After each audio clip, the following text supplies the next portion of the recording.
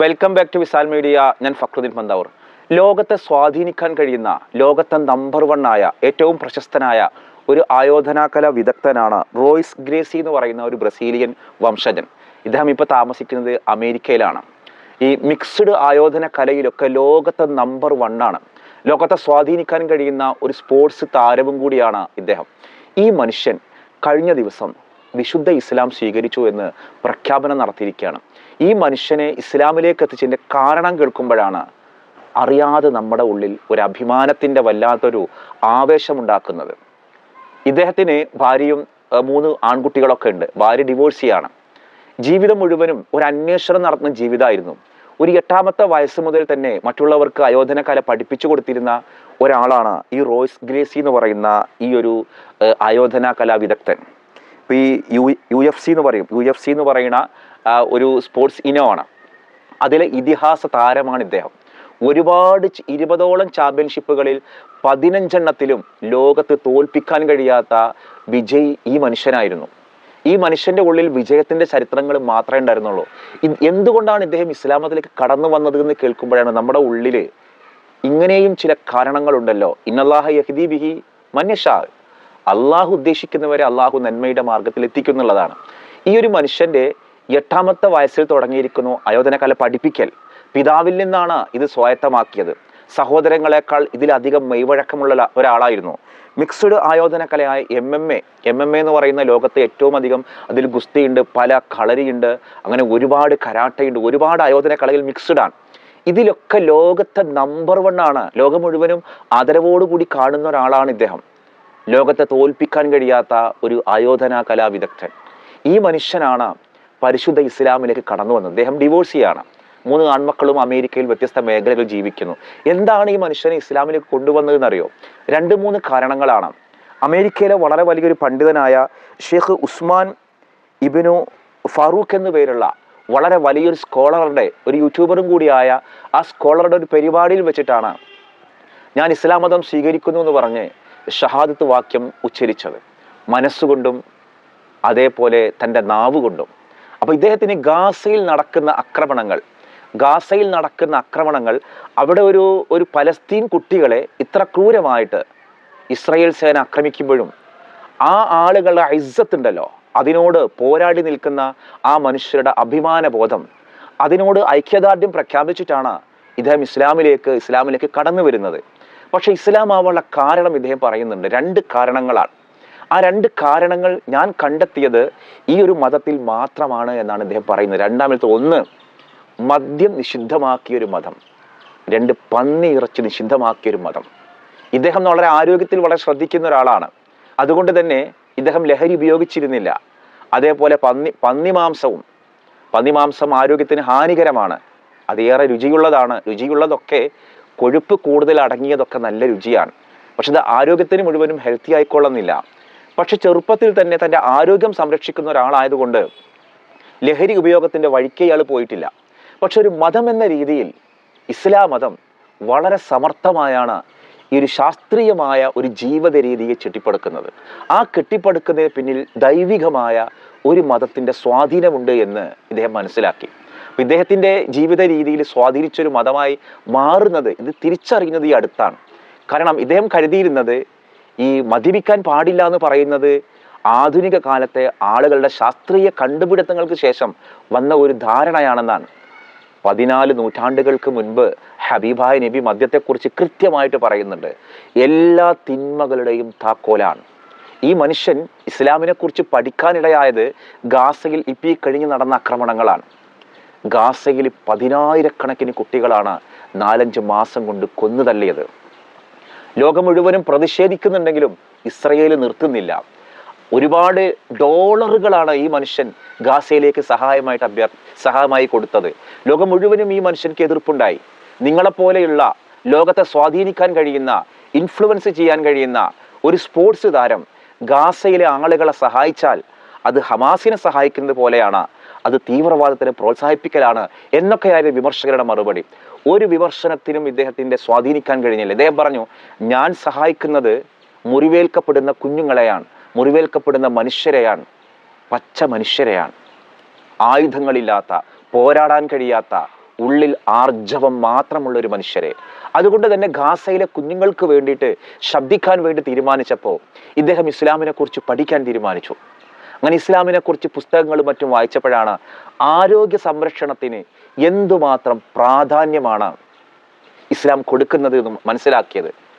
എന്താ പറയാ, ബലഹീനമായ ഒരു ശരീരത്തെക്കാൾ അള്ളാഹു ഇഷ്ടപ്പെടുക ആരോഗ്യമുള്ള ഒരു ശരീരത്തെയാണ് എന്നൊരു ഹദീസുണ്ട്. നല്ല നല്ല നല്ല നല്ല ദൃഢഗാത്രമായ ഒരു ശരീരം. കാരണം അതുകൊണ്ട് ആരാധനകൾ നേടാം, മറ്റുള്ളവരെ സഹായിക്കാം. ആരോഗ്യത്തിന് വളരെ വലിയ ആരോഗ്യം എന്ന് പറഞ്ഞാൽ എന്താ? ലഹരി ഉപയോഗിക്കുക മാത്രമല്ലല്ലോ, വ്യക്തി ശുചിത്വം, പരിസര ശുചിത്വം, ആത്മീയ ശുചിത്വം, ഇങ്ങനെ ഒരുപാടെണ്ണുണ്ട്. നമ്മുടെ അസൂയയിൽ നിന്നും നമ്മുടെ ദുഷിച്ച ചിന്തകളിൽ നിന്നും നമ്മുടെ മനസ്സിനെ സംരക്ഷിക്കൽ ഒരു ആത്മീയമായ ശുചിത്വമാണ്. നമ്മുടെ വ്യക്തി ശുചിത്വം അതൊക്കെ നമുക്കറിയാം. കുളിക്കണം, കുളിക്കൽ സുന്നത്തുള്ള ലോകത്ത് ഏത് മതമുണ്ട്? വെള്ളിയാഴ്ച കുളിക്കൽ സുന്നത്ത്. ഭാര്യയുമായിട്ട് സെക്സിൽ ഏർപ്പെട്ട് കഴിഞ്ഞാൽ കുളിക്കൽ നിർബന്ധം. പീരീഡ് ആയി കഴിഞ്ഞാൽ, പീരീഡിൽ നിന്ന് മുക്തമാവുമ്പോൾ കുളിക്കൽ നിർബന്ധം. പീരീഡ് ആവുമ്പോൾ കുളിക്കൽ സുന്നത്ത് തന്നെ, മറ്റേ പ്രത്യേകിച്ച് നിയമങ്ങളൊന്നും ഇല്ലല്ലോ, കുളിക്കാതിരിക്കുകയും ചെയ്യാം. വെള്ളിയാഴ്ച കുളിക്കലൊക്കെ സുന്നത്താക്കിയിട്ട് പ്രതിഫലമാക്കുന്ന ഒരു മതം. തുപ്പുമ്പോൾ ഇടതുഭാഗത്തേക്ക് തുപ്പൽ നന്മയുള്ളൊരു മതം, വലതുഭാഗത്തേക്ക് തുപ്പാതിരിക്കലിൽ നന്മയുള്ളൊരു മതം. ഇങ്ങനെ വ്യക്തി ശുചിത്വം നോക്കുമ്പോൾ ഈ മനുഷ്യന്റെ ചിന്ത പോയത് അങ്ങോട്ടാണ്. ഓരോരുത്തർ ഇസ്ലാം ആവാനുള്ള കാരണങ്ങൾ ആലോചിച്ചോക്ക്. ബാത്റൂമിൽ കയറുമ്പോൾ തല മറക്കണമെന്നും ചെരുപ്പ് ധരിക്കണമെന്നും 14 നൂറ്റാണ്ട് മുൻപ് പഠിപ്പിച്ച ഏത് മതമുണ്ട്? നമ്മളൊരു ഒരു മാളിൽ പോവാ, നമ്മളൊക്കെ ഒരുപാട് പേര് മാളിൽ പോകുന്നവരാണ്. വ്യക്തി ശുചിത്വം സൂക്ഷിക്കുന്നതിൽ മാളിനോളം ശ്രദ്ധ വേറൊന്നിലും ഉണ്ടാവില്ല. മാളിൽ ഇങ്ങനെ 2 ആൾക്കാർ കാവലാണ് ബാത്റൂമിൽ, അവരുടെ ഡ്യൂട്ടി തന്നെ അവിടെയാണ്. ഒരാൾ വാഷ്റൂം ഉപയോഗിക്കുന്നു, കഴിഞ്ഞു വരുന്നു, അപ്പോൾ വൃത്തിയാക്കുന്നു. ഇതാദ്യമേ പറയുന്നു, അവിടുത്തെ ബാക്ടീരിയകൾ അടങ്ങിയിരിക്കാൻ തലയിലും മറ്റും കയറിയിരിക്കുക, അതുകൊണ്ട് തലയൊന്ന് മറക്കുക.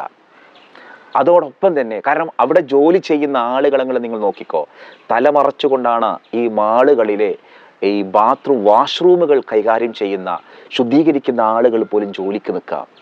അപ്പൊ ഇസ്ലാം എന്ന് പറയുന്ന ഒരു മതം വ്യക്തി ശുചിത്വത്തെയും പരിസര ശുചിത്വത്തെയും, ഒരു ഹോളിലേക്ക് മൂത്രമൊഴിക്കരുത്, എല്ലിന്മേൽ മൂത്രമൊഴിക്കരുത്, ഒരു മൃഗത്തിന്റെ എല്ലാണെങ്കിൽ പോലും എത്ര മനോഹരമായിട്ടാണ് പറയുന്നത്. മരിച്ചുപോയവരുടെ കബറുകളിൽ പച്ച പുല്ലുകൾ വെച്ചു പിടിപ്പിക്കുക, പച്ചപ്പിനെയും ജൈവികതയെയും സ്നേഹിക്കുന്ന ഒരു മതം. ഈ മനുഷ്യന്റെ തോട്ടുപോയത് അങ്ങോട്ടാണ്.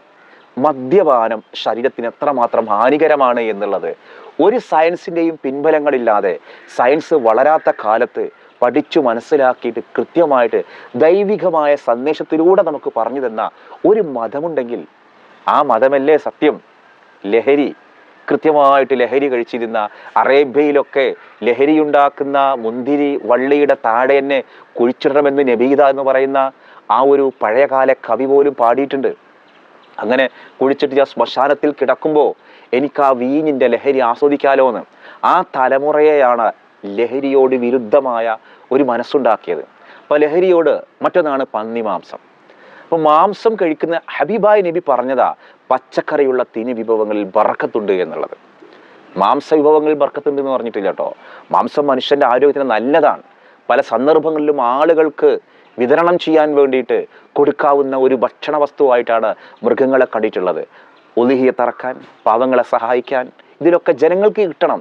മാംസാഹാരം എന്നുള്ളത് മനുഷ്യനുണ്ടായ കാലം മുതൽക്കേ ഈ ലോകത്തുള്ളതാണ്. ദ്രവീഡിയൻ സംസ്കാരമാണ്. മനുഷ്യൻ അങ്ങനെ തന്നെ ആയിരുന്നു. പക്ഷെ ഈ പ്രകൃതിക്കിണങ്ങുന്ന ഒരു മതമാണ് ഇസ്ലാം എന്നുള്ളത് ഈ ഒരു റോയ്സ് ഗ്രേസി എന്ന് പറയുന്ന ലോകത്തെ ഇതിഹാസം മനസ്സിലാക്കുന്നു. എന്നിട്ട് നമ്മുടെ നാട്ടിലെ ഇപ്പോഴും ചില ആളുകൾ വഴക്ക് കൂടുന്ന ഇസ്ലാമിൻ്റെ ഉള്ളിലുള്ള ആളുകളാണ് ഞാൻ പറയണത്.